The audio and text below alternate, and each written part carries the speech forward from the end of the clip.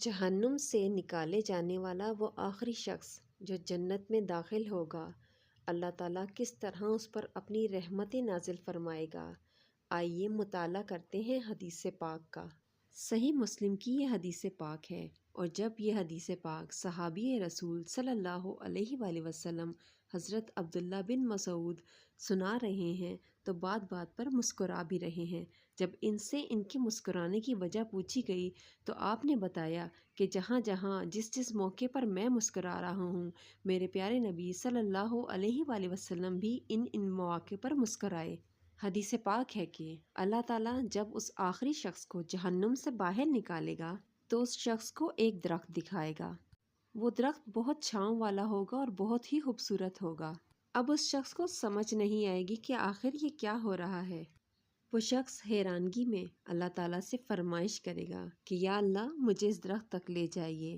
تو اللہ تعالیٰ کہے گا کہ اچھا، اگر میں تمہیں یہاں تک لے جاتا ہوں تو کیا اس کے بعد دوبارہ کوئی فرمائش تو نہیں کرو گے؟ تو وہ شخص کہے گا کہ نہیں یا رب، بس مجھے اس درخت تک لے جائیے۔ اللہ تعالیٰ وہاں لے جانے کے بعد اس شخص کو ایک اور درخت دکھائے گا جو کہ بہت ہی بڑا اور زیادہ چھاؤں والا ہوگا اور بہت ہی خوبصورت ہوگا۔ اب اس شخص کا دل للچائے گا اور وہ اللہ سے کہے گا یا رب مجھے اس درخت تک لے جائیے۔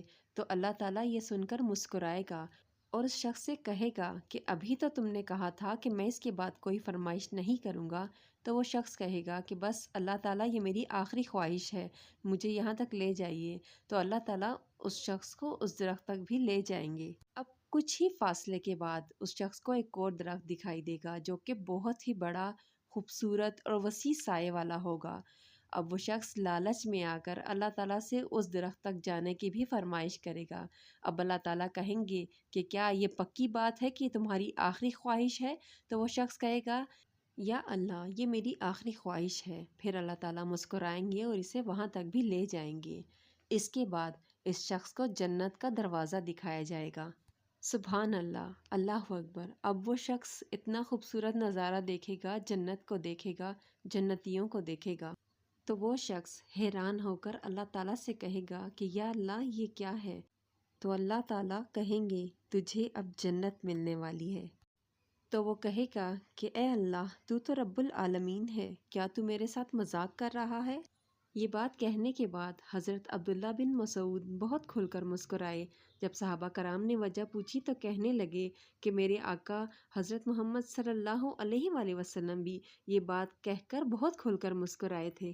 اب اللہ تعالیٰ اس شخص کو کہیں گے کہ نہیں یہ مذاق نہیں ہے، اور اللہ تعالیٰ اسے جنت میں ڈال دیں گے۔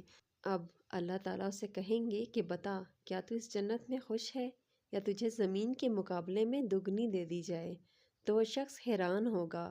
پھر اللہ تعالیٰ کہیں گے کہ کیوں نہ تجھے زمین کے مقابلے میں 7 گنا دے دی جائے؟ اب وہ شخص حیرانگی سے کچھ کہہ بھی نہ پائے گا تو اللہ تعالیٰ اسے زمین کے مقابلے میں 10 گنا سے نواز دے گا۔ سبحان اللہ۔